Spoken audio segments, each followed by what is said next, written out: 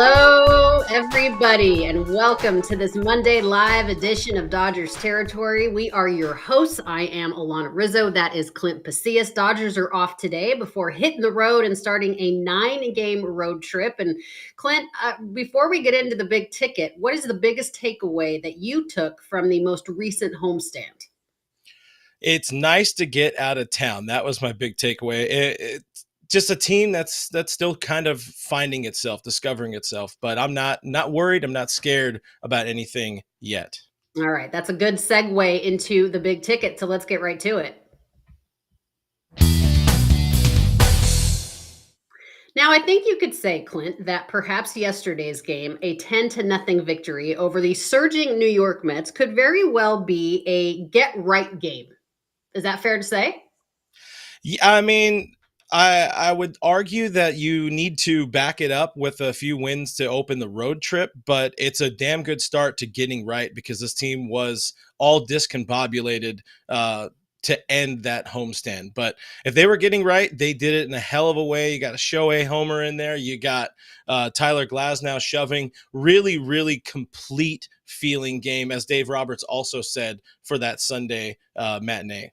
Yeah, we're going to get into Tyler Glasnow in just a moment. But prior to yesterday's win, the Dodgers had lost 7 of their last 10 games. So I think it's a good thing that they absolutely had a laugher yesterday. I think this team needs to laugh a bit because it's been a bit of a struggle the first 3.5 weeks of the season. But you talked about Shohei Otani. I'm not certain that we have enough adjectives, Clint, to continue to describe what a special man this guy is. He had another milestone home run yesterday. In fact, it broke the tie that he had with Hideki Matsui for the most home runs ever by a Japanese-born player. He hit an 0-1 slider over the fence, 423 feet, and he now stands alone as far as the most home runs hit by a Japanese-born player. Congratulations to Shohei Otani. Good to see for him.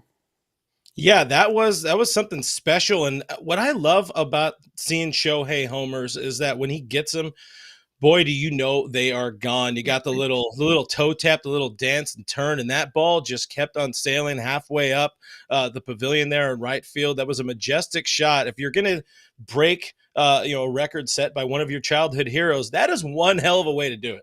Yeah, it was really cute what he said too after the ball game through his interpreter, Will Ireton, that he was waiting to break Dave Roberts' home run of 7 home runs as a Dodger, the most by a Japanese-born player. A lot of people forget that Dave Roberts is half Japanese, so that was cute of Shohei to say, but it's good to see him get that type of stuff. And another thing that's really great, Clint, is it appears that the fan that received the ball actually got the ball. They got to keep it, and it was authenticated. It's a good thing, I guess, we got that whole bullshit at the stadium out of the way a couple weeks ago, so we can have an actually special home run. This one probably has a lot more significance than his first home run as a Dodger or tying Matsui. This one is it's setting a record for Japanese-born players. So I'll be interested to see that ball coming up on maybe eBay, offer up out here in LA or something like that. But to me, congrats to him. Congrats whoever got the ball. I'm sure it's going to be generational wealth for them, or maybe not that far, but they're going to fetch a pretty penny for it. It is going to be a pretty penny. And Fabian Ardaya, you just saw that tweet there, also said that not only did Shohei get that home run, but Andy Pajes picked up his first home run in a Dodger uniform. So again, we're going to need some more consistency, Clint, and some more production from the bottom part of the order. Yeah, I had tweeted it yesterday during the game. They're actually scoring some runs, which I hear is important to winning ball games. But I had said, hey, babe, wake up. The Dodgers are back. It was very nice to see. Maybe you want to see them spread them out a little bit more. I think it was 8 runs there in one inning. I'm not going to complain about scoring runs, but you still need more consistent production from the bottom.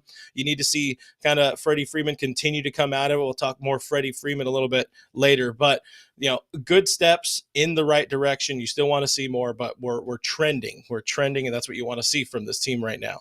And we started this whole big ticket segment with the fact that I'm certain that we're running out of adjectives to describe Shohei Otani. But how about the fact that he continues to be, Clint, compared to Babe Ruth? I mean, that's the kind of guy that we're thinking, okay, that guy was a two-way player a billion years ago. Shohei Otani seems like a unicorn in our time, obviously.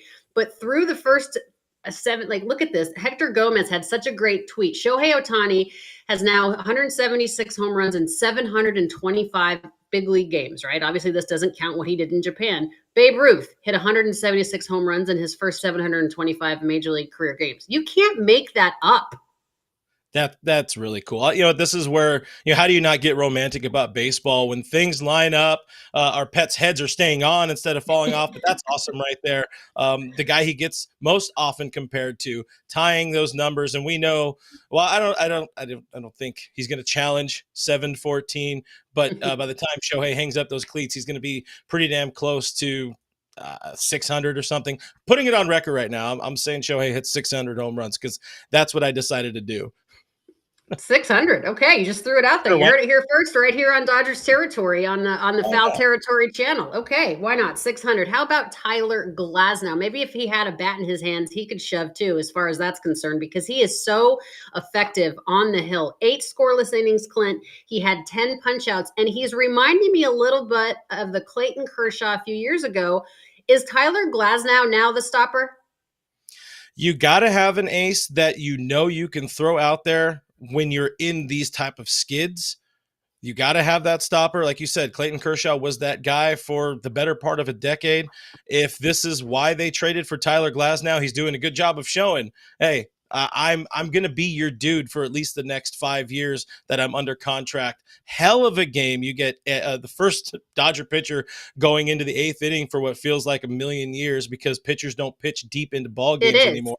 For the first time since July 15th of 2022, the last guy that did it, the other stopper, Clayton Kershaw. That's the last time a Dodger threw 8 innings. Became the first Dodger starter to go 8 innings since Kershaw did it in 2022. That's almost 2 years ago.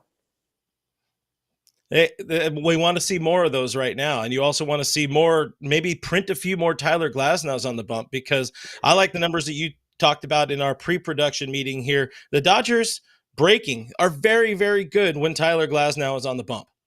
Yeah, I mean, they're 5-1, Clint, when Tyler Glasnow takes the ball every 5th day. In other times when he's not on the hill, they're 8-10. Tyler Glasnow, 4 of his 6 regular season starts, he's given the Dodgers a quality start. So this is the guy that they were hoping that they got, but it was more, in my opinion, supposed to be a compliment versus the savior. I mean, this is right now, he's our ace, right? He got the opening day nod. He is the certifiable ace. Clayton Kershaw is on the shelf. Walker Buehler is on the shelf. Tyler Glasnow is every bit of the ace that the Dodgers needed him to be.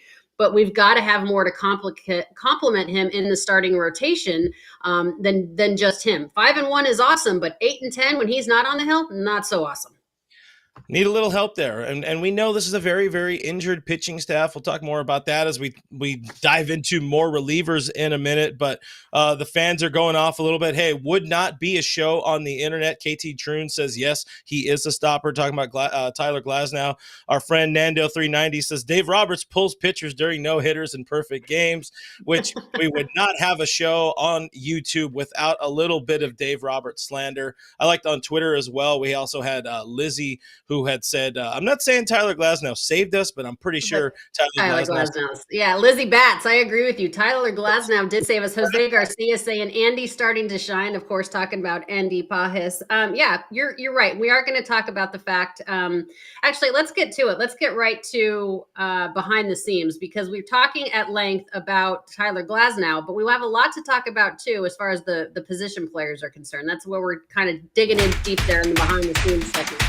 All right, let me ask you this. We talked about the fact that the other day, we talked about it on Thursday during Dodgers territory, that the bottom portion of the order needs to get it going. That's still the case 4 days later, okay? But Freddy Freeman hasn't necessarily gotten it going either. I have no doubt, first ballot Hall of Famer, I have no doubt that he will get it going. But right now, his 796 OPS, it's not terrible, but it is on pace to be tied for second worst in his career, and the worst since 2012. So far this season, 1 home run in 24 games. What do you make of it? Well, I mean, getting 2 doubles on Sunday puts him back on the right track. He has admitted that his swing is kind of in a funk.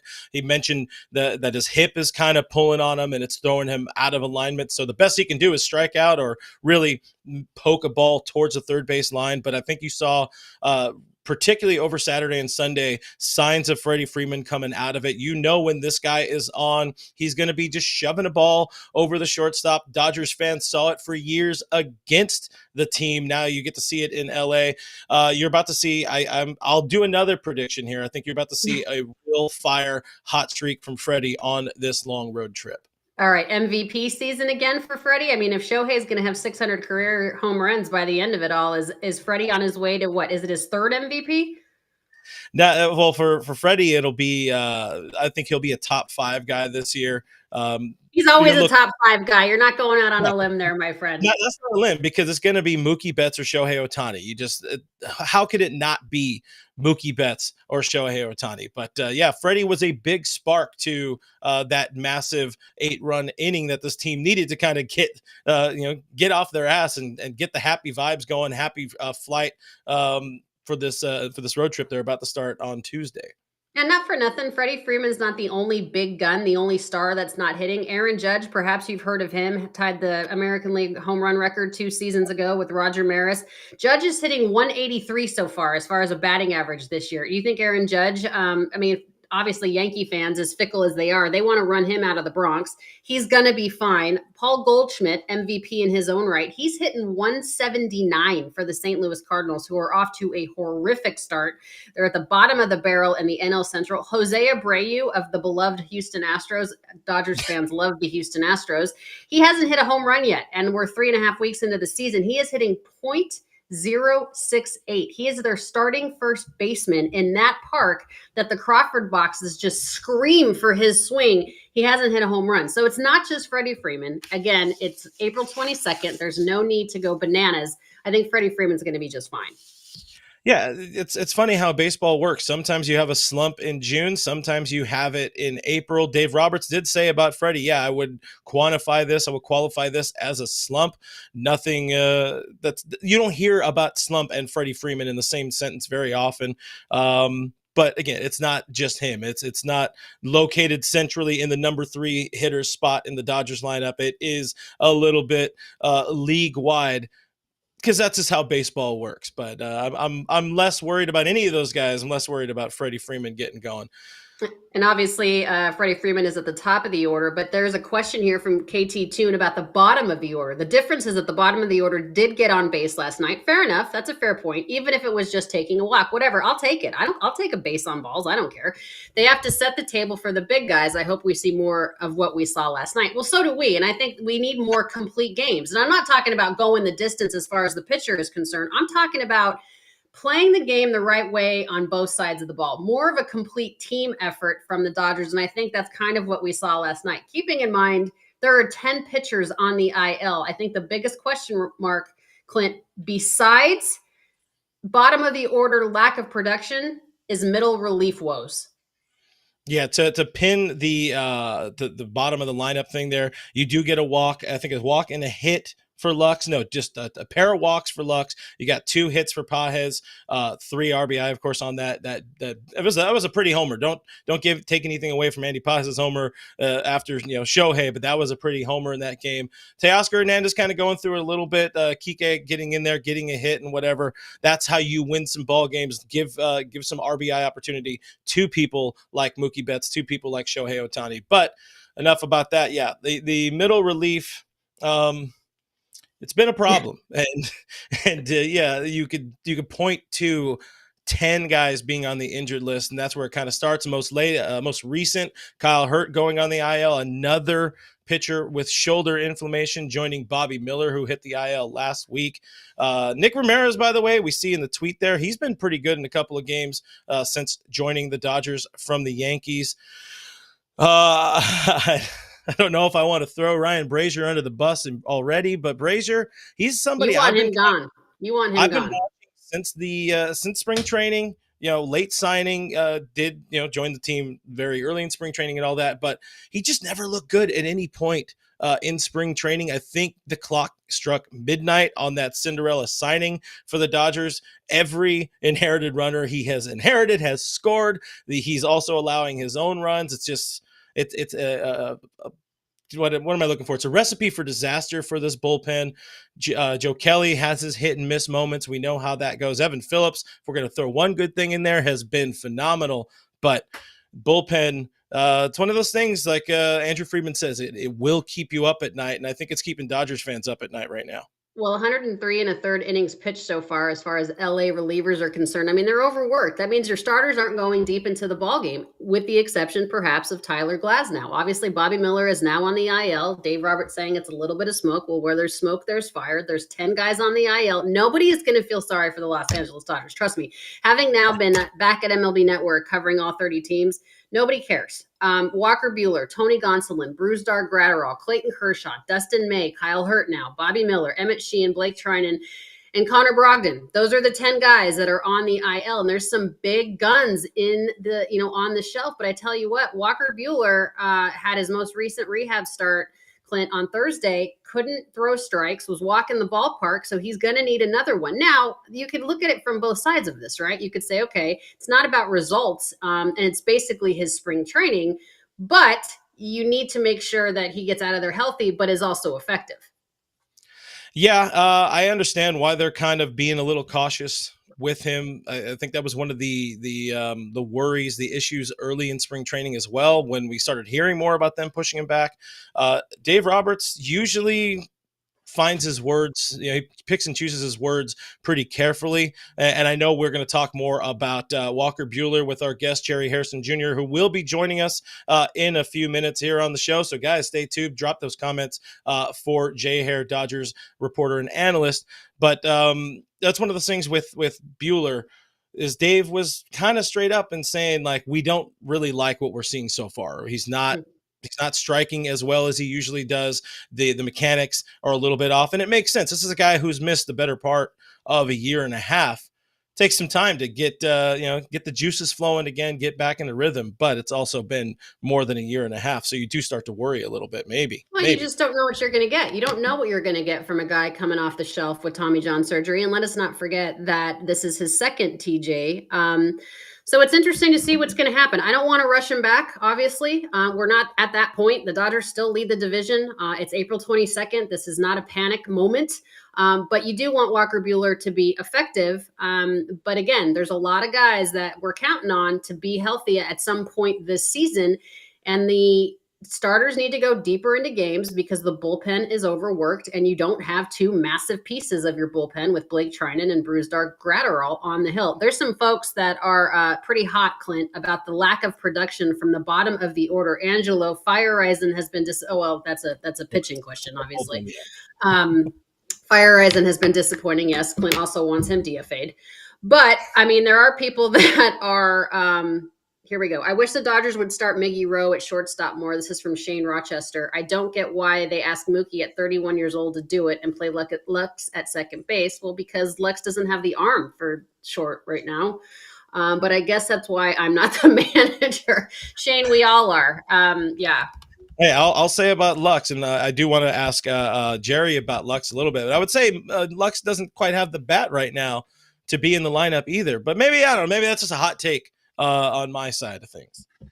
Maybe, but I think the whole reason that they had to move Mookie from right field to the shortstop spot is because Lux didn't have the arm strength or the throws or the accuracy, I should say. And again, maybe he's taken that to the plate and doesn't really have the offense there either. What's your take on, we can ask Jerry about this too. What is your take on flipping the script on this lineup a little bit? One thing we talked about the other day on Thursday here on Dodgers territory is the fact that Brian Snitker runs the exact same guys out there all the time for the Atlanta Braves. Is it time to switch up the order a little bit? So it's funny. This was part of the conversation I had on last week's All Dodgers Thirsty Thursday show. I don't know where you really make a massive change in this lineup if you can't take Mookie Betts out of that leadoff spot. He is just too damn good there. Shohei's numbers show you he is incredible as a number two hitter. Maybe you flip him and Freddy Freeman. We know that the tandem of Mookie and Freddy at the top of the order does well, but beyond that, I mean, you could have somebody going over in the 9 hole or going over in the 7 hole. It's still going to be kind of a problem. I like the idea of a spark, the idea of a lineup change causing it or sparking a team to do something. I don't know that fixes this team right now or helps very much. But if they don't have a very good road trip, I think it's in the realm of possibility. Is this team missing JD Martinez or Justin Turner more than we're giving them credit for? I mean, JD was really really good last year when healthy. They won 100 games without JT last year. I think if you have Justin Turner in this lineup, who's still getting it very very much done as he approaches 40 years old, I think this would be a very very different looking lineup if he's playing some third base, moving Max Muncy to second base, where he admits he's feels a lot more comfortable, even though Max has played a really really solid third base. I would just say it hasn't been a problem there. But to your question, I wouldn't say that they're necessarily missing those guys. What they're missing is Chris Taylor hitting. What they're missing is Mm-hmm. Gavin Lux hitting, James Outman doing what he was doing last year, and of course Kike Hernandez kind of adding something a little more consistency to the lineup. So Yeah, they I just mean, need to figure it out. the only real position player on the IL is Hayward. So their guys are healthy. They just need to hit. Got to play Muncy and Outman every day, according to Omar Vargas. Well, I mean, Muncy pretty much does get to play every day. They've got to start hitting though. Outman needs to start hitting. I mean, he needs to start getting that production. It'd be interesting to see, and I don't have it in front of me right now, but it would be interesting to see, especially since Mookie has been moved to the infield from the outfield, what the production from the Dodgers outfielders is based on it, in comparison to everybody else in the National League West. Well, I looked those numbers up last week. This was on Thursday, so obviously they changed. They did not have a very good weekend did the outfield, but I believe it was something like a 170 batting average from all three outfield spots. Left field was the worst at like 074. There's some problems with the production, Mm-hmm. particularly in the outfield. A little bit back in the chat here, our guy Roy Estrada mentioned we need to let Andy Pajes run wild. Come October, he's going to make it a big five. Andy Pajes got that first hit, a little bit of a slow start or a slow middle, but hopefully that homer kind of puts him in on the right track to being a difference maker. Because if he can take the ball and run with it, he will stay in this lineup. And By that the will way, a whole lot. it's easy for us to sit back and be, Monday morning quarterback and say you should be doing this. You should, just hit the ball, see the ball, hit the ball, throw strikes. What are you guys doing? You suck. Boo, you're terrible. Look at Jackson Holiday of the Baltimore Orioles, the number one prospect in all of baseball. I believe this kid will be an all-star. He is so unbelievably talented to go along with very young talent already with the Baltimore Orioles. And he is having one heck of a time at the big league level. I mean, he finally got a hit the other day and it was a roller that I was like, just please, I was praying that he could run it out. And he's the number one prospect in baseball, and he's going to be very successful. This game is not easy, and it's difficult to make the adjustment at this level. Again, not making excuses, just trying to provide some context of how difficult that this is. All right, so we were able to get my boy, Jerry Hairston Jr., off of the golf course, which is very difficult. If you ever follow Jerry on Instagram, he is either A, golfing, or B, comparing himself to Denzel Washington. So Jerry is with us now, and I believe he was losing by 2 strokes to Kyle Loesch. Jerry, how is the golf game now since the last time we chatted? Nothing's changed. Kyle, who's driving the golf cart right now. My man, Kyle, what's up? Hold on. Yeah, he's currently up 2 strokes on me. We're at 17. Kyle's a really good golfer, and I have not made any putts today so far, so hopefully I finish strong.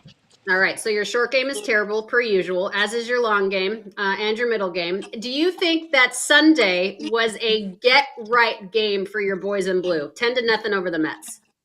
It was a must-needed win. Listen, in April, you never want to say there's must-wins, but I think it was a must-win. And not only that, guys got healthy, especially swinging the bats. Anytime you beat a team like the Mets, who were red hot, you beat them 10-0, and have your ace Tyler Glasnow, who absolutely dealt, had everything working. You needed to finish that homestand strong to now have an off day today and then go on a 9-day road trip. Yes, it was a get-right day, a must-needed win for the Dodgers, who are going to be fine, but you still want to end the homestand on a positive note. Yeah, Jerry, we were talking about this a little bit earlier in the show. You have this get right game, but it comes on the heels of not the prettiest homestand we've seen. Do you really need to get off on the right track here on the road to solidify and say that, yeah, that was a get right game, or was it a flash in the pan? I don't think it was a flash in the pan. The team's too talented. You got to remember, guys, it's April. This team, especially a lot of guys, wins. Make no mistake about it. Everybody knows it's the Dodgers, especially what they did this offseason. It's World Series or bust. Not getting to the World Series, winning the World Series. They understand that.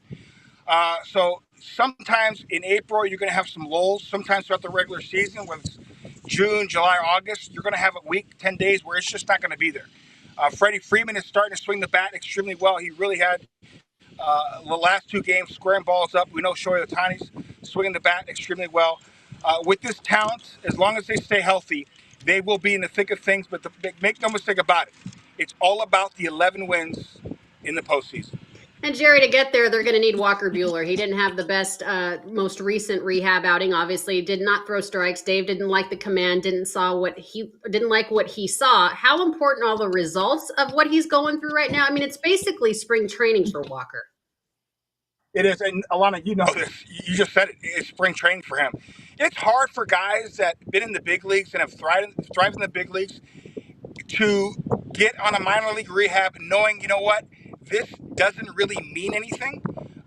Guys are working on stuff. They're trying not to get hurt as opposed to going out there competing. So it's a fine line. Being a guy like a Walker Buehler, making sure that he gets his work in, make sure he spots his fastball, work on his breaking ball if it needs to, knowing that it's AAA baseball and he knows that he's needed, not just throughout the regular season, but in the postseason. So we're not worried about Walker. We know it's spring training for him. We just want to make sure once he gets to the big leagues, he hits the ground running, and he's going to be in the rotation the rest of the season.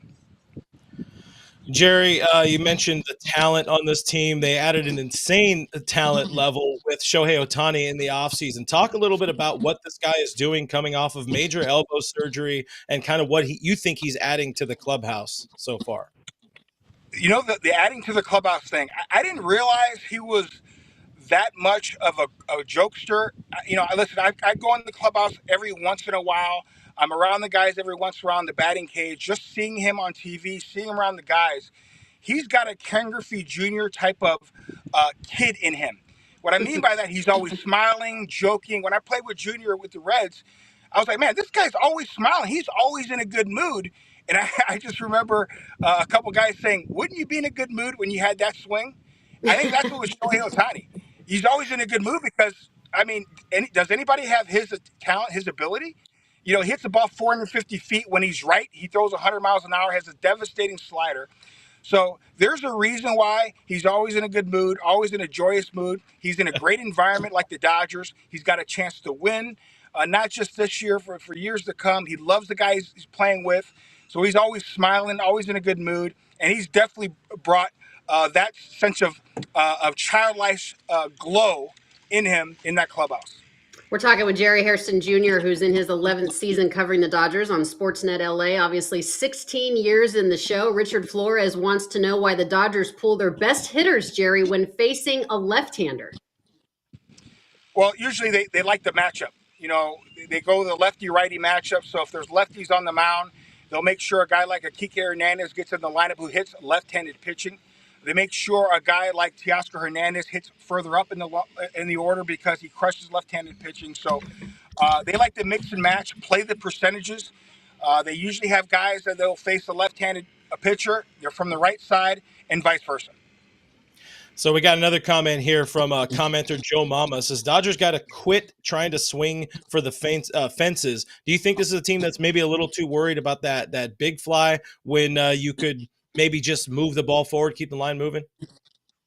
I think when you have a runner on third base, less than 2 outs, you got to shorten up a little bit. There's nothing wrong going for the bomb, hitting home runs. We want guys driving the baseball. That's okay. But certain situations, you want to be able to put the ball in play. I think there's been too much swing and miss. The guys will tell you that with the runner on third base or the bases loaded, less than 2 outs. You got to be able to put the ball in play. Then once you do that, you put the ball in play. then you can go for the long ball. But guys are going to hit enough home runs. They realize that. But the main thing is execution. Especially when you get to the postseason, you're going to be facing guys number 1, 2, and 3 starters. You got to be able to put the ball in play in key situations. Jerry, Hey, you were hold on. the original super utility, and now we have a couple of those guys with Chris Taylor and Kike Hernandez, obviously on the team. But we do need some production out of the bottom part of that order. What is your take on how these guys can stay in their rhythm, stay with their timing? But we need a bit of juice there from the bottom. Well, make no mistake about it. If you're going to be a championship ball club, you got to have 1 through 9 be tough outs. The bottom of the lineup is off to a slow start. I don't even want to say they're struggling. They're off to a slow start. They know they need to be better. A guy like a Gavin Lux, he missed, a little over a year? He missed the entire season last year. It's really a year and a half of playing competitive baseball, big league baseball. So I think he's going to find his footing very shortly. James Outman has scored up a lot of baseballs. He's had nothing to show for it. I think Miguel Ross is off to a really good start swinging the bat. So is Austin Barnes. Yes, the numbers are a little bit glaring. They're not hitting the way they're capable of. I still think it's early. Those guys will be fine. Gavin Lux is a bat-the-balls guy. He's going to hit around 270, 280 once he gets his footing in. I really believe James Outman will, some of those hard-hit balls are going to find land in the outfield. Hey, Jerry, we noticed you haven't hit a shot yet. You put yourself before on this hole, or what's the plan? Well, we're on a par 5 here. I'm going to tell Kyle, just give me the eagle. That way, if he pars it, we're even going on 18. He knows that I'm going to use this as an excuse. I think he's just off the green into the bunker. He just hit a great shot, probably right now 10 feet from the cup. So hopefully he misses this putt, and then we're tied going into 18. I feel badly that we're taking over your golf game. I do appreciate the time, Jerry, as we talk to you here on Dodgers territory. Before we let you go, is Tyler Glasnow the new stopper that Clayton Kershaw used to be? I'm going to say yes. He's only had one bad outing, and he had terrible flu-like symptoms. We didn't think he'd take the hill, but he wanted to post. He wanted to take the ball. The Nationals really swung the bat extremely well against him. If you take away that start, he has been dominant. Listen, facing a red-hot Mets team yesterday and just completely shutting them down, that just goes to show when he's on his A game, he's as good as it gets. So I believe, Alanna, that we got a variety of stoppers, but Tyler Glasnow right now is number 1. Once we get Bobby Miller healthy, once we get Walker Buehler healthy, and obviously Clayton Kershaw, who's on his way back sometime in late July, early August, we're going to have a pretty good rotation to go along with Yamamoto, to go along with the rest of our guys. Gavin Stone has really been solid as well. So we should be in good shape heading in, not just the next couple months, but heading into September, October. Jerry, last one before we let you, pull a ball out of the pocket, drop it close to the hole there. The big storyline entering the season was Mookie Betts moving to shortstop. We've seen about a month of Mookie Betts as the starting shortstop. What are your takeaways there? And do you think I don't want to call it an experiment, but do you think this is going to last the entirety of the season? And should it last the entirety of the season?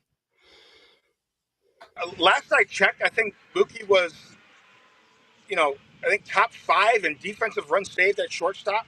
He came up as an infielder. He made himself into an incredible right fielder. In my eyes, probably the best right fielder, best defensive right fielder I've seen. I never saw Roberto Clemente. But for him going back to the infield, it's no surprise that he's thriving there at shortstop. One of the best athletes, not best baseball players, one of the best athletes in sports today. So anytime you doubt Mookie Betts, I wouldn't do so. He's just that good of an athlete. Yeah, best athlete in the game, no doubt about it. Jerry Hairston Jr., 16 years in the show. Not the best golf game, but one of the best people in the world. Thanks so much for hey, Kyle. Did I just birdie that hole? Did I birdie that hole? You didn't even play the hole. What? You didn't even play the hole. You just bogeyed it. You're giving me a bogey on that. Unbelievable. I will take the responsibility for your bogey. That's on me. Jerry Hairston Jr., thanks so much for being with us. We always appreciate you, my friend. He's the best. Jerry Hairston Jr. does a great job covering this club. And Clint and I obviously always appreciate when we can get the Sportsnet LA broadcasters on the program as well. All right, Clint, it is time for Last Licks.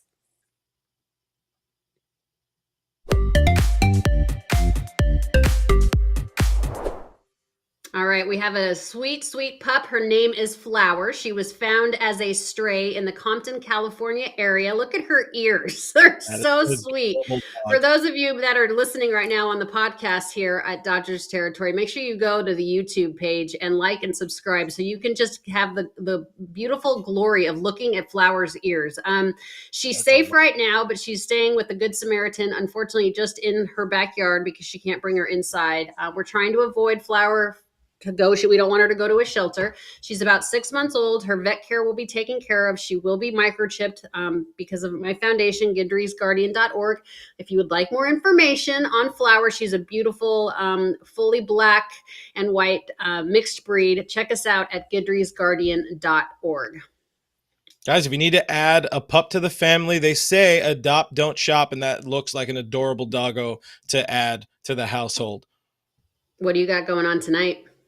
Well, we're talking more Dodgers, talking about more with this lineup, and I might not do Monday overreactions because we are coming off of a win. I say we very liberally, but join us 6 p.m. All Dodgers with Clint Pasillas here on YouTube. We also got a podcast as well, so subscribe there, guys. Make sure you're subscribed to the Dodgers Territory podcast as well, because that's a cool way to hear us in your ear holes every day if you can watch.